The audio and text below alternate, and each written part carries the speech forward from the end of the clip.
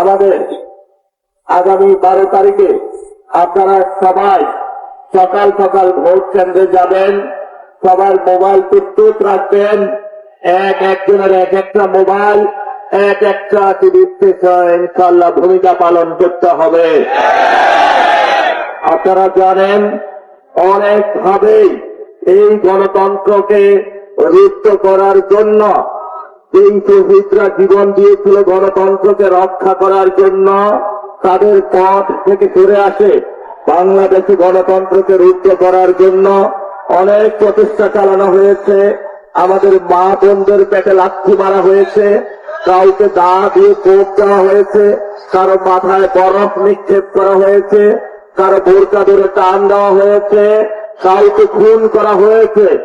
আজকেও আমাদের নির্বাচনী একটি ক্যাম্পে চাপাতি এবং ছুরি দিয়ে 4 জন ভাইকে আহত করে তারা পালিয়ে গিয়েছে। অসংখ্য যন্ত্রণার মধ্যে দিয়ে আমরা যাচ্ছি, কিন্তু আমরা সবাই ধৈর্য ধারণ করছি। পুরো বাংলাদেশের মানুষ 12 তারিখের জন্য, 12 তারিখে ইনশাআল্লাহ 11 দলীয় জোটের নেতৃত্বে কোন জামায়াতের সরকার হবে না, এনসিপির সরকার হবে না। বাংলাদেশের 18 কোটি মানুষের 12 তারিখের পরে জনগণের সরকার গঠন হবে বাংলাদেশে। অসংখ্য মানুষ জীবন দিয়েছিল। গতকালকে এক শহীদের জানাজার নামাজ পড়লাম শহীদ মিনারে। তার মাথায় বুলেটের আঘাতে তার খুলি অর্থে গুড়িয়ে দেওয়া হয়েছিল, তারপর চাপাতি দিয়ে তার মাথায় আঘাত করা হয়েছিল। উনি একজন সিএনজি চালক ছিলেন, তার 3টা বাচ্চা রয়েছে। তার ওয়াইফের সাথে কথা বললাম, বলল আমি বাচ্চাকে জবাব দিতে পারি না। বাচ্চা যখন আমার কাছে এসে বলে আমি আব্বা কই, আমি আব্বুকে একটু দেখতে চাই, তার দিকে সে তাকিয়ে কান্না করে যায়। তার আব্বুকে সে দেখাতে পারে নাই। থাইল্যান্ডে 64 জন এখনো মৃত্যুর সাথে পাঞ্জা লড়ছে শুধু একটি দেশে, যারা গণ অভ্যুত্থানে আমাদের জন্য জীবন দিয়ে গিয়েছিল, একটি গণতান্ত্রিক বাংলাদেশের জন্য, যেখানে আপনার সন্তান নিরাপদ থাকবে, আপনার সন্তান ভালো শিক্ষা ব্যবস্থা পাবে, আপনার আব্বু আম্মু ভালো একটি স্বাস্থ্য ব্যবস্থা পাবে, আপনার পকেটে টাকা আসবে। যে শ্রমিক কুলি মজুর যারা অসংখ্য বেদনা নিয়ে গত 50 বছর অপেক্ষা করেছিল, তারা আবাবিল পাখির মতো সেই 24-এর 5 তারিখে মাঠে নেমে এসেছিল। একটি উদ্দেশ্য, আমরা একটি নতুন বাংলাদেশ চাই। সেই বাংলাদেশে আর কোন জালেম আবির্ভূত হবে না, যারা চাঁদাবাজি করবে না, সন্ত্রাস করবে না, দুর্নীতি করবে না, সেখানে একটি সাম্য, মানবিক মর্যাদা এবং ন্যায় বিচারের জন্য বাংলাদেশ প্রতিষ্ঠিত হবে। আপনারা জানেন আমরা 11 দলীয় জোট গঠন করেছি বাংলাদেশের সার্বভৌমত্ব রক্ষার জন্য। আমরা 11 দলীয় জোট গঠন করেছি আধিপত্যবাদ থেকে মুক্ত হয়ে ভারতের চোখে চোখে রাত থেকে আমরা বলতে চাই বাংলাদেশের 18 কোটি মানুষের জীবন যাবে, তবু 1 সেকেন্ডের জন্য তোমাদের ভারতের পৃথিবীর কাছে আমরা মাথা নত করব না। এখানে ইসলামকে রক্ষার জন্য, বাংলাদেশের সার্বভৌমত্ব রক্ষার জন্য আজাদির এই লড়াই চলছে, চলবে। আমরা যতদিন জীবিত আছি ইনসাফের রাজত্ব আমরা কায়েম করবই করব ইনশাআল্লাহ। প্রিয় ঢাকাবাসী, আমরা আপনাদের সামনে 8 দফার দাবিতে একটি ইশতেহার দিয়েছিলাম, পাটোয়ারির ইশতেহার, যেখানে আমরা সেই স্পষ্ট ঘোষণা করেছিলাম। প্রথম দফা ইশতেহারে আমরা বলেছিলাম শহীদ উসমান বিন হাদি যে হত্যা হয়েছে সেই হত্যাকাণ্ডের বিচার ইনশাআল্লাহ ঢাকা 8 এবং পুরো বাংলাদেশের মানুষকে নিয়ে বাংলার মাটিতে জোরেই ছাড়ব ইনশাআল্লাহ।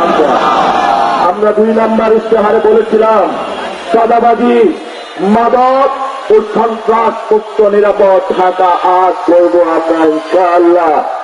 আমরা 3 নম্বরে বলেছিলাম সর্বজনীন স্বাস্থ্য ব্যবস্থা, আপনাদের প্রত্যেকের পাশার দরজায় দরজায়, মায়েদের কাছে, প্রসূতি মায়েদের কাছে, বাচ্চাদের কাছে, আপনার অসুস্থ বাবার কাছে, আপনার অসুস্থ মায়ের কাছে বিনামূল্যে কিছু কিছু জায়গায় এবং কম টাকায় আমরা পৌঁছে দেওয়ার চেষ্টা করবো ইনশাআল্লাহ।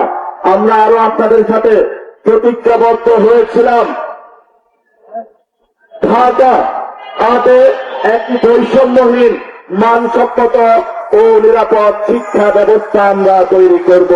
আপনারা জানেন এখানে বুয়েট মেডিকেল ঢাকা ইউনিভার্সিটি থেকে অসংখ্য মানুষ অসংখ্য শিক্ষার্থী রয়েছে। তাদের শিক্ষা আবাসস্থল এবং নিরাপদ ঢাকা আট তৈরির জন্য আমরা প্রতিশ্রুতিবদ্ধ।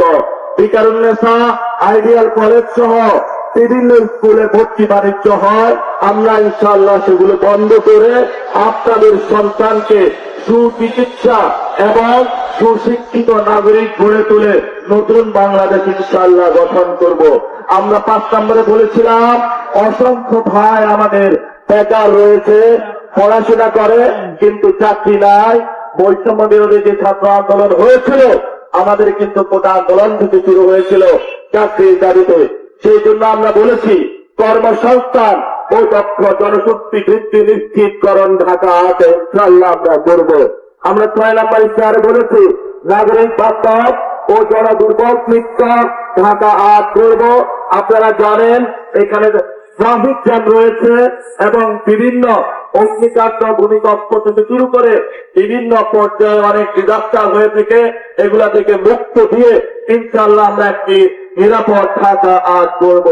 আমরা 7 নম্বর দফায় বলেছি আগামী প্রজন্মের জন্য ঢাকা আট করব, যেখানে আপনি আপনার সন্তান মা বাবা সকলেই নিরাপদ থাকবে। 8 নম্বর ইশতেহারে আমরা বলেছি যে জনতার এমপি জনতার সেবক হবে। ঢাকা আটে 12 তারিখের পরে কোন জমিদারি চলবে না, ইনশাআল্লাহ। আমরা একটি ওয়েবসাইট খুলবো askpatwari.com এবং কল সেন্টার থাকবে, আমাদের স্বেচ্ছাসেবক বাহিনী থাকবে। তাদের তথ্য দিয়ে আপনাদের প্রত্যেকের কাছে আমি উপস্থিত হব, আপনাদের মনের কথা শুনবো, আপনাদের ঘরে ঘরে যাব, আমার জীবন যৌবন সবকিছু ঢাকা এবং বাংলাদেশের মানুষের জন্য ব্যয় করব। এটাই আমার প্রতিজ্ঞা, এটাই ঢাকা আটের অঙ্গীকার। এই অঙ্গীকার নিয়ে আপনাদের কাছে আগামী 12 তারিখে আমরা ভোট চাই, শাপলা কলি মার্কায়। সবাই ভোট দিবেন, সবাই ভালো থাকবেন। আল্লাহ হাফেজ।